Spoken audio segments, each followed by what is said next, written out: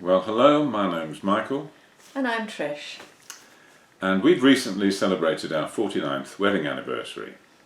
And with the 50th coming up all too soon, perhaps, we thought we'd sit down and maybe record some of the lessons and experiences that we've learned with a series of videos under the general title of How to Be Happy Though Married.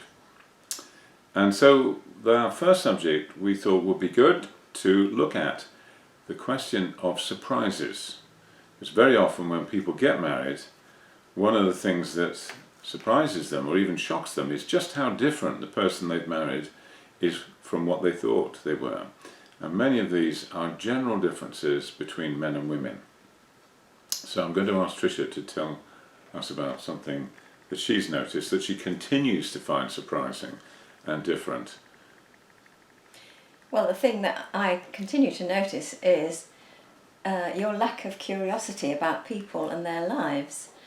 For example, you might be on the phone to somebody who's told you that they've had their baby, and you would come off the phone and you'd probably know the sex of the baby, but that'd be about all. So if I asked what the weight was or how the birth was, what they're going to call it, you wouldn't know because you hadn't asked.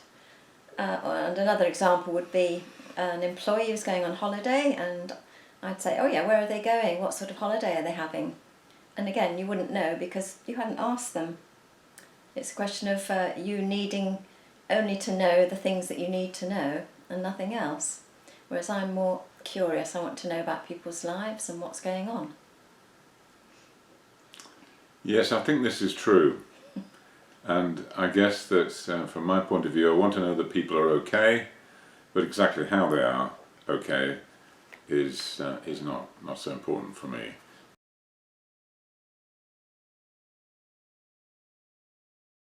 I've had a terrible day at the office today.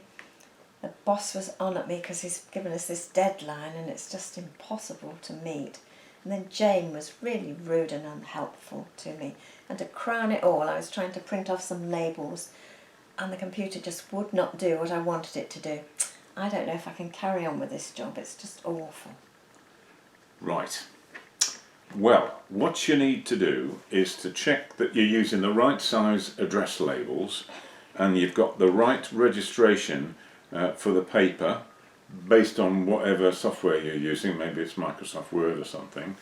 And then if Jane's given you a problem and she's just been rude, the thing to do is just to ignore her, and you might need to tell the boss that, you know, only so much can be done in the time that's available. So that's the way to fix it. What I really wanted was some sympathy. I wanted him to show that he understood how I was feeling and that he cared about it. And a hug would not have gone amiss either. I thought I was being asked about some problems and how to solve them. But it sounds as if that wasn't the case at all. I think women are different, you know. If a man were to tell me about his problems, I'd feel honoured. And I'd feel he was giving me a great compliment, that he knew that I had the expertise to solve his problems for him. But it doesn't seem to be the same for the ladies. No, we want sympathy first. We might ultimately want the problem solving as well, but that's not what's uppermost in our minds and feelings at that point. So next time, maybe I'll just wait and listen and try to be understanding. Yes.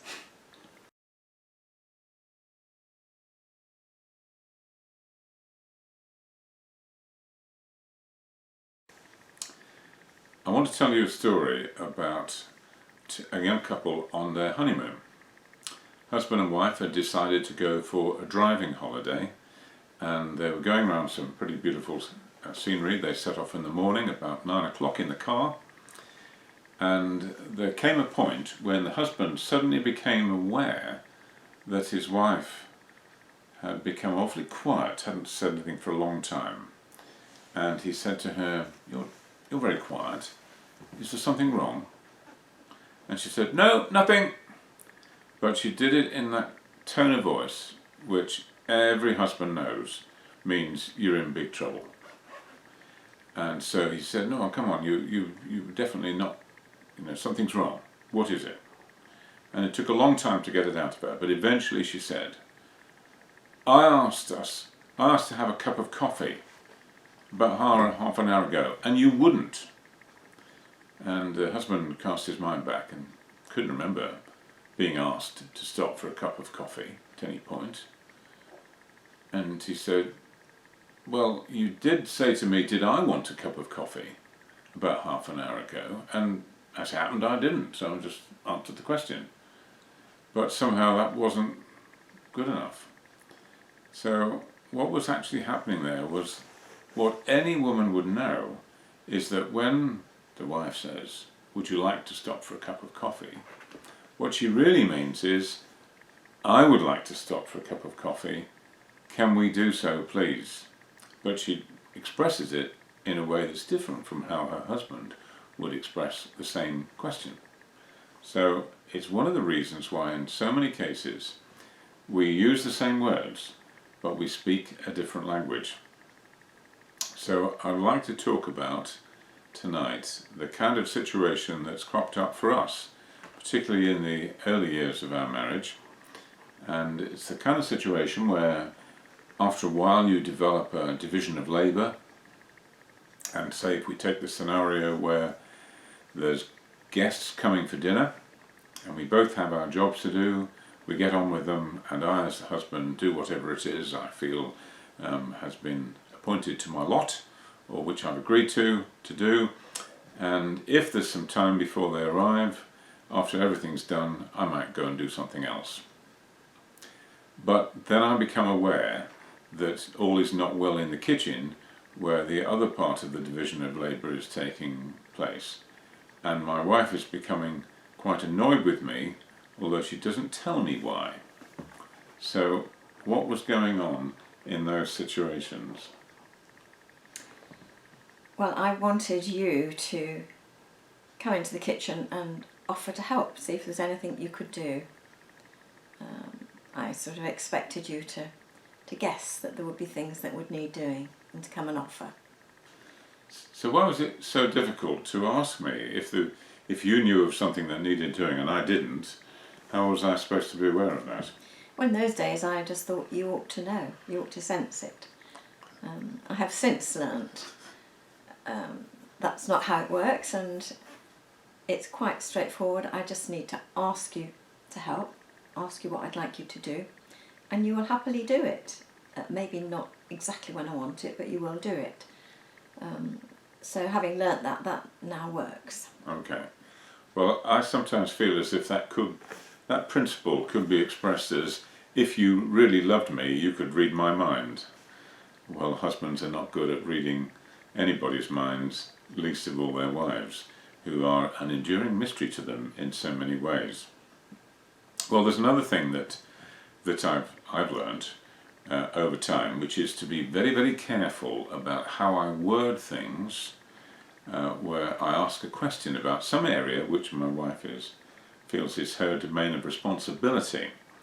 In particular, preparing food for the family. So if we imagine a scenario, this one hasn't happened, but it could have done, where I happen to know that she shops for vegetables at some particular place, which I'm aware has shut down. They've closed up shop, and now there's no longer a greengrocers in the village. And one day we have some very nice fresh carrots, and over the mealtime I say, oh, where did you get these carrots? And the answer I get back is, why? What's wrong with them?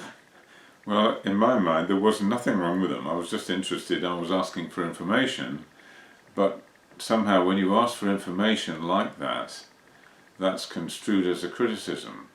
So what's happening there? Why would it be thought of as something wrong with them? I think because you don't normally comment much about food, you're not that interested in where it comes from, so I assume if you commented it'd be because there was something wrong with them. So that's really the go-to position then, if Yes. you...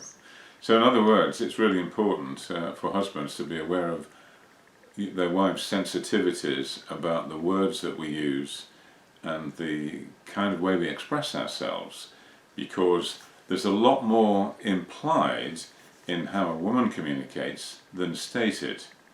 So if I ask a question like that, I'm just asking for information. It doesn't carry any other implication on it. But for the ladies, communication is much more oblique. Things are implied rather than overtly stated, and you have to understand that.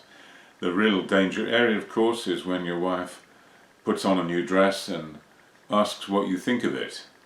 This is the point where you need to be really, really careful, because careless words cost lives, as they said during wartime. So it's really important to give your wife the reassurance she needs, couched in suitably diplomatic language, because women are under a level of pressure about their appearance that men just simply don't have, and therefore if we're not careful we won't understand how your wife feels about the things that you say, because even though we use the same words, we speak a different language.